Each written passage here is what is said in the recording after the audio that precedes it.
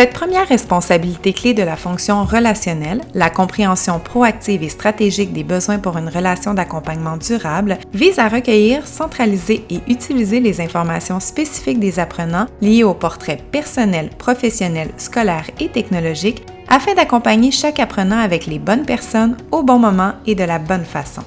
Il est ainsi possible de valoriser une connaissance juste de chacun des apprenants qui permettent de répondre à ses besoins, par exemple en exprimant des attentes et des conseils adaptés, en aidant à établir un plan d'études et en arrimant les différents projets aux intérêts et aptitudes démontrés. Savoir intervenir efficacement auprès de l'apprenant est l'enjeu pour construire une relation d'accompagnement qui soit à la fois significative et durable. Mais avant de pouvoir comprendre chaque apprenant dans toutes ses dimensions, il faut apprendre à bien le connaître. La construction, la centralisation, le partage et la mise à jour collective des informations qui composent ces 4 portraits, personnels, professionnels, scolaires et technologiques, peuvent permettre d'y parvenir. Le portrait personnel de l'apprenant peut comporter 2 volets. Un premier volet, plus sociologique, peut aider à comprendre d'où il vient et comment le rejoindre. Il peut contenir systématiquement la photo de l'apprenant, ses informations d'identification et ses coordonnées. Un deuxième volet, plus centré sur la personne, peut aider à comprendre les éléments qui composent le contexte personnel qui entoure sa présence aux études.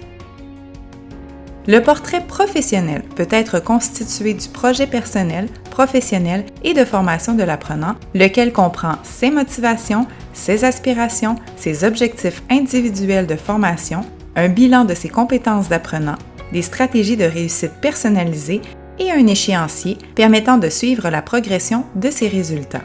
Il s'agit d'un processus non linéaire puisque le projet de formation évolue en fonction du vécu et de la formation et que l'enseignant a un impact sur l'évolution en fonction des résultats de l'apprenant. Le portrait scolaire peut être constitué du dossier scolaire et des préalables requis, d'éléments possibles associés à une reconnaissance des acquis, des cours à suivre et des besoins particuliers s'ils ont été déclarés. Le portrait technologique est constitué du matériel dont dispose l'apprenant et de sa compatibilité avec les conditions d'utilisation du service de FAD s'il y en a. Il comporte aussi des informations sur l'aisance technologique de l'apprenant par rapport aux outils numériques qu'il devra utiliser dans le cadre de sa formation.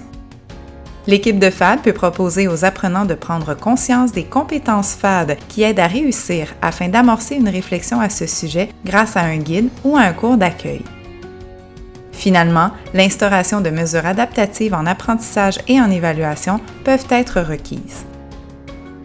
Cette première responsabilité clé de la fonction relationnelle participe à la réussite de l'apprenant quand il sent que les dimensions personnelles, scolaires, professionnelles et technologiques de sa réalité et de ses besoins sont prises en compte. Il reçoit des conseils sur le matériel et les formations technologiques dont il a besoin. Il est soutenu pour planifier son projet de formation.